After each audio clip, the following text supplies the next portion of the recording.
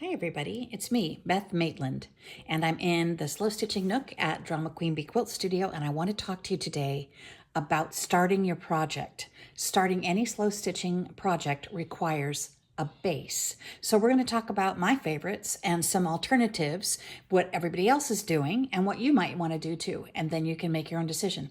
My very favorite go-to base is linen. I love everything about sewing on linen, and it's light. Even when it's starched, as you work it, it gets softer and softer, yet it's really strong. Flax is a lovely textile, and it is very sturdy and strong, so it will be a really good base. I don't like to use it by itself though. I like to use just extra scraps of batting underneath as just to give it a little bit of stability behind the linen. I'm a long arm quilter as well, as many of you might know. So I am fortunate to have loads of scraps that I cut off the sides and the bottom of quilting projects. So I keep all of those folded up in bags and use them for various things. I use the tiny pieces to clean up, to oil my machine, to dust with down in the studio, to clean the tracks of my long arm. I use them for all kinds of little studio chores, but I also save the larger pieces for things like this. This is a piece of upholstery weight linen, which is a little stiffer and a little larger. They've added some a product to the fabric when they weave it that makes it a little bit sturdier. It's a little bit grainier and a little heavier weave. But this is going to be a book cover, like a book cover that I shared in an earlier video. So I have gone ahead and sewn down what would be the spine of the book cover to stabilize my batting, and then these will be the flaps that fold over to encase the journal.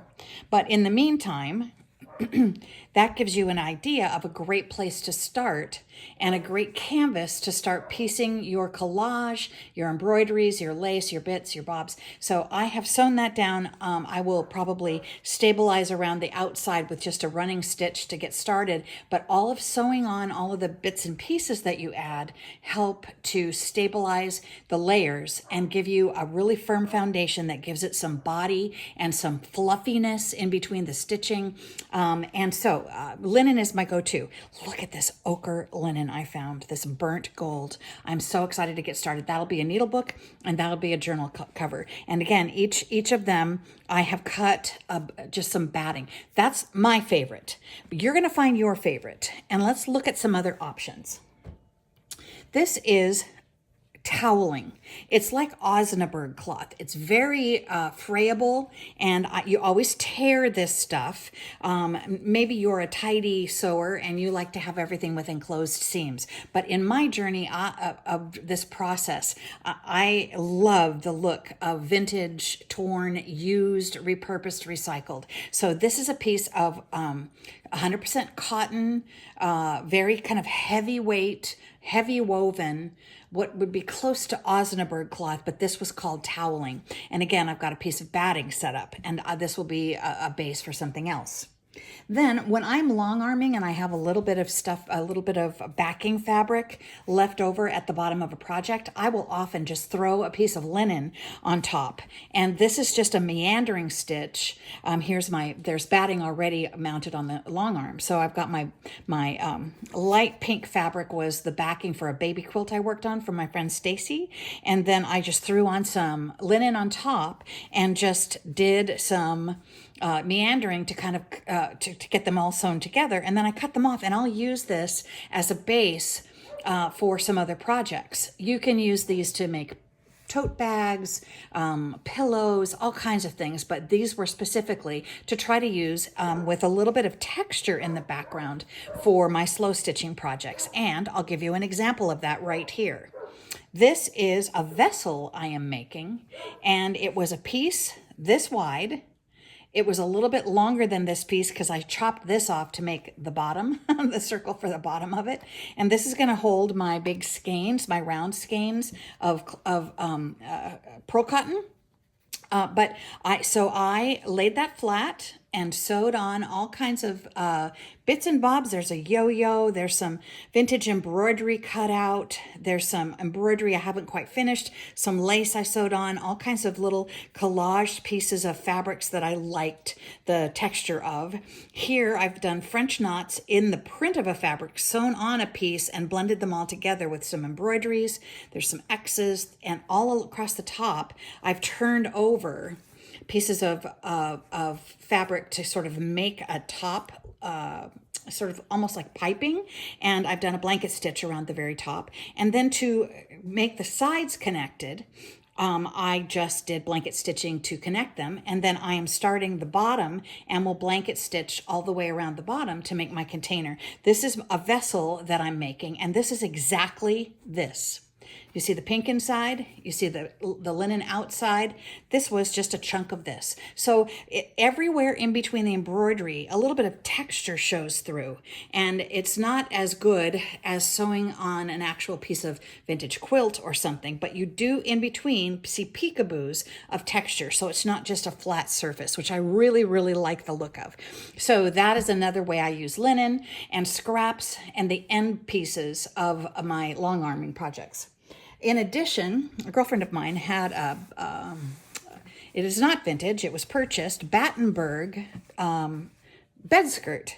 She didn't like it, so she cut it off, took off the gathers, and she knew that I'd find some purpose for it, so she saved it for me.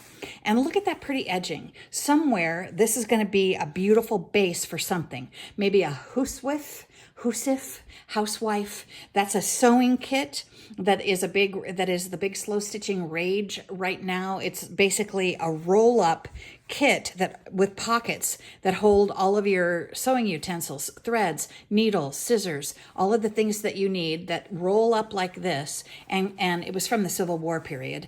They would make these for soldiers, and they would put them in their packs so that if they needed to mend their uniforms or sew on buttons or whatever, they had all the tools they needed. So those are called a housewife, or the shortened version, Husif or Huswif. So you can, there's loads of videos if you're interested in looking up something like that. But the point is, this would make a great base for something like that because it's long. So here's a scrap of what used to be a bed skirt that is a perfect base for your slow stitching. I also have a little hint I want to give you, a tip.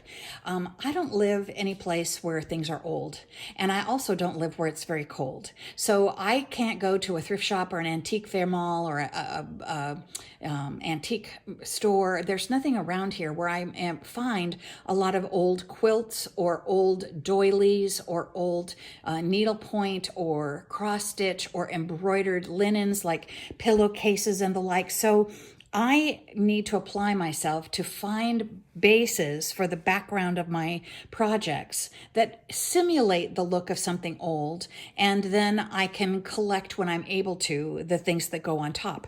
And this was the perfect opportunity. It's one of the things I wanted to share with you to give you some ideas. This was $5 at TJ Maxx. I was there running some errands, getting some stuff for some household things for a party, and this was in the clearance bin, and it is a pair of pillow shams in a beautiful 100% cotton toile.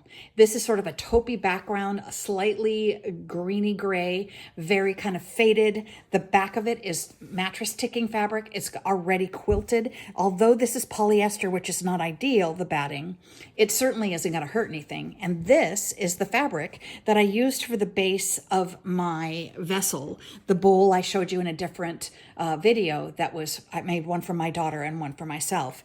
And this is the fabric I used. See, you can see the toile peeking through right there.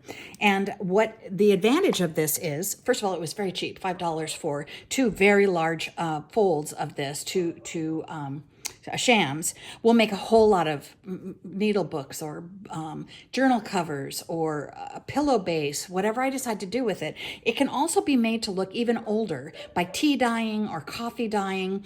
And the way I do that is with in my sink in a bowl, and I let everything dry crunched up. Sometimes I even lay if it's a piece that's small enough to lay right on the shelf of my oven, I slowly bake it dry and it causes there to be grill marks in it. It actually does a whole bunch of beautiful distressing.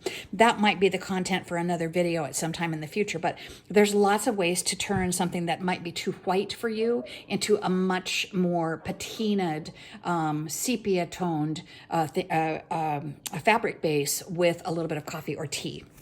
So that's one idea. And the other idea is this. I was on the internet looking for something for a birthday gift, and I found throws that are already quilted. This is after 3 washings on a cotton setting with a hot dryer to pucker it up and make it look a little bit vintage. And I am mad for pink and green, pale green. It's the color of my bedroom. It's the color of many of my projects, as you guys have probably noticed. So not only is this beautiful pink fabric already quilted and the background for this little throw, look at the front. It's rag assembled, so it's already got textured in between the seams and it's already patchworked. And this was under $20, and I'm not going to feel guilty one bit for cutting this up. I'm not going to feel like, oh my gosh, I can't cut into this quilt that somebody hand quilted, that somebody's, project that they spent hours, weeks, maybe months making for their family 100 years ago. I have such a problem cutting into things like that. They call them cutter quilts. And usually it's okay because they're usually frayed or damaged pretty badly, stained in many places, and can no longer be used. And you sort of feel like you're giving it a new life by being able to use it over again. But this is the total cheater way to get around that challenge and my guilt by just getting something for under $20, washing it on hot to pucker it up and make it look more vintage. And again, you can go back to that whole tea dyeing thing that I discussed to make it look older.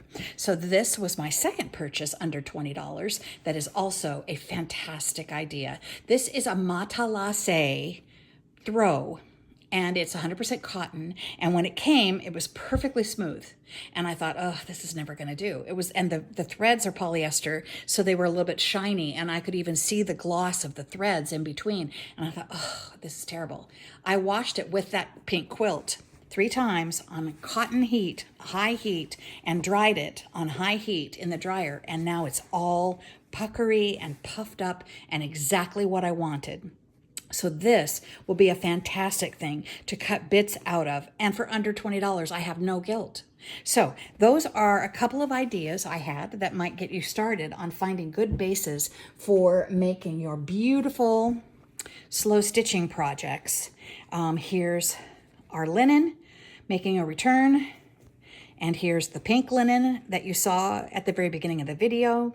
So as you can see, there are lots of options that your stitching then can go on a beautiful canvas that is already in support of the end game of your work. So I hope that helped. I hope that gave you some information and ideas. And please stay tuned for my next video, because we're going to talk about layout next. I think that we're going to sit down with some blank canvas and start laying out our bits and talk about how I think about that theory. So everybody, thank you for coming on this slow stitching trip with me.